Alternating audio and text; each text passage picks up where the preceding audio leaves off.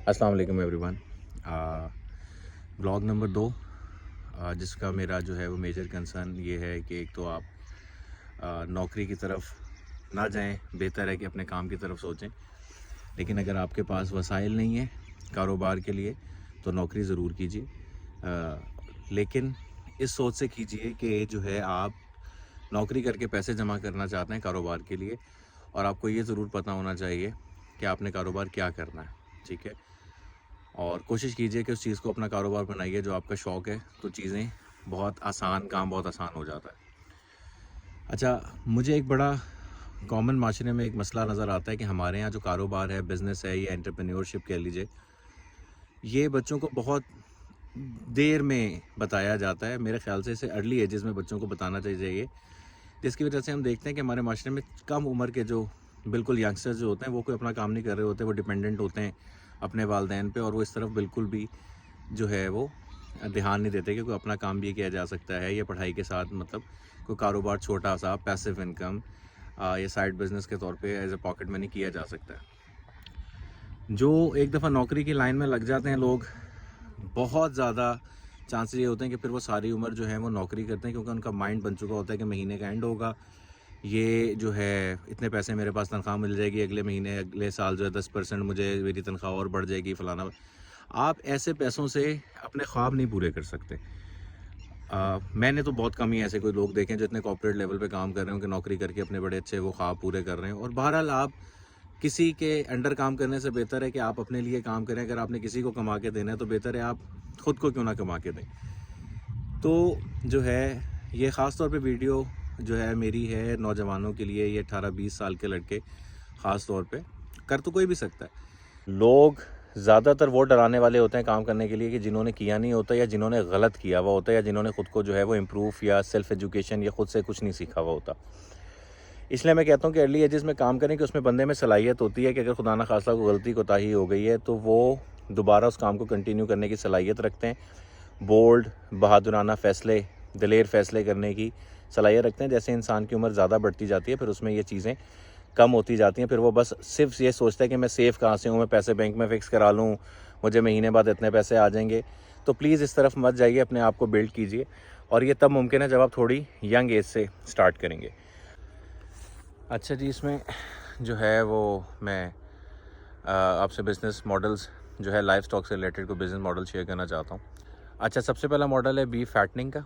Business model जो है beef fattening में क्या होता है, मैं थोड़ा सा जल्दी एक्सप्लेन कर देता हूँ ताकि आप लोगों के लिए वीडियो भी जो है वो बोर ना हो और आपको क्लियर भी हो जाए। इसमें क्या होता है, आप मंडी से एक स्पेसिफिक वेट के, मिक्स ब्रीड के, क्रॉस ब्रीड के, यानी कि किसी प्योर ब्रीड के नहीं, मिक्स ब्रीड के आप जानवर लेते हैं ख़ास वेट के।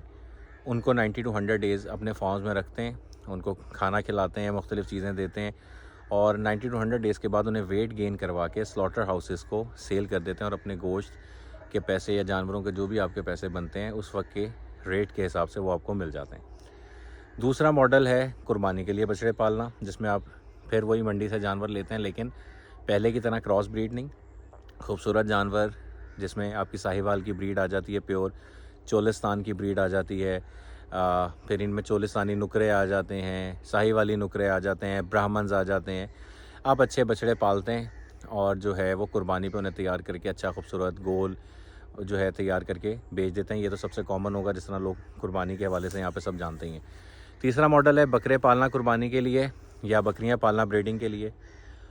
ठीक है जी, जिसमें आपको एटलीस्ट जो है बकरों को 4-5 महीने रखना पड़ता है।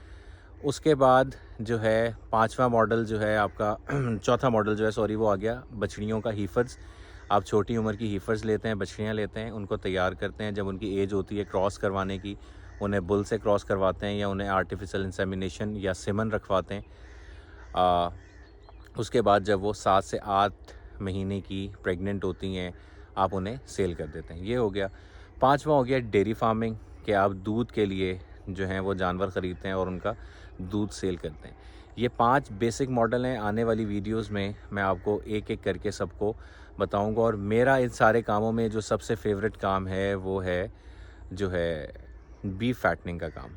और उसकी छोटी सी वजह सबसे इनिशियली आपको बता देता हूँ, बाकी एक्सप्लेन नेक्स्ट वीडियोस में करूँगा। उसकी वजह ये है कि ये वो वाहिद काम है जिसमें सबसे कम टाइम रिक्वायर्ड है। आपके पैसे बाउंड नहीं होते, आप थोड़ी सी जगह में ये काम कर सकते हैं और जो है आपके सारे पैसे थोड़े से टाइम में आपको सारे वापस मिल जाते हैं। आपकी जो इन्वेस्टमेंट्स हैं वो बाउंड नहीं रहती, और बाकी जितने भी काम हैं उसमें ज़्यादा टाइम भी रिक्वायर्ड है, और उसमें जो है फिर ज़ाहिर सी बात है आपके पैसे भी उतने ही ज़्यादा दिनों के लिए बाउंड हो जाते हैं। अच्छा, मैं हमेशा किसी भी कारोबार करने वाले को ये सजेस्ट करता हूँ कि आप हमेशा वो काम कीजिए या वो प्रोडक्ट बनाइए जिसके ग्राहक मार्केट में ज़्यादा हों। इनिशियली एटलीस्ट आप वो चीज़ें बनाइए। फॉर एग्जांपल अगर मैं कैटल फार्मिंग में कुर्बानी के बछड़ों की बात करता हूँ, अब मैं जिस शहर से बिलोंग करता हूँ वहाँ पे बहुत ज़्यादा बड़े जानवर जो हैं उनके ग्राहक नहीं हैं, सेल नहीं होते। तो मैं अगर फॉर एग्जांपल नुकरा ले आऊँ, जो है बच्चा जिसे सफ़ेद बिल्कुल जो बिल्कुल वाइट होता है, वो अगर मैं ले आऊँ और जो है उसके बाद वो बच्चा ही 3-4 लाख रुपए का मिलेगा, मैं उसे तैयार करूँगा, को 8-10 लाख रुपए का पड़ेगा। अब मेरे पास उसको बेचने का मेरे पास ग्राहक ही नहीं है, ठीक है, तो मैं उसे सेल कहाँ करूँगा? तो ये फैंसी चीज़ों को आपने अवॉइड करना है इनिशियली अपने कारोबार में। पहले बेसिक चीज़ों पे रहना है जिसके पास रेडिली अवेलेबल आपके पास ग्राहक है, क्योंकि लोगों का बहुत बड़ा मसला होता है कि लोग जो है जब काम करते हैं उनके लिए सबसे बड़ी जो हर्डल आती है कि चीज़ तैयार करने के बाद भी वो ये होती है कि हम इसे सेल कहाँ करेंगे। चीज़ों को सबसे पहले बेसिक रखें, उसमें अपनी एक्सपर्टीज़ जो है हासिल करें, एक्सपीरियंस हासिल करें, उसके बाद जितना मर्ज़ी, जितना फैंसी, जितना मर्ज़ी बड़ा काम करना चाहें उतना करें। पहले वो काम जो आपके लिए जो है सर दर्द ना बन जाए, आपके लिए परेशानी का सबब ना बने, या आपके लिए कोई ऐसी चीज़ ना बन जाए कि आप कहें कि नहीं भाई ये कारोबार से जान छुड़ाओ, ये तो काम ही कोई नहीं है। मेजॉरिटी लोगों के साथ ये होता है, ठीक है।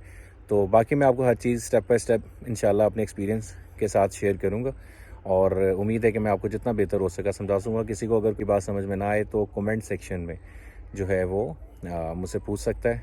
मैं उधर भी हर किसी को जितना बेहतर एक्सप्लेन कर सकता हुआ ज़रूर करूँगा। थैंक यू, अल्लाह हाफ़िज़।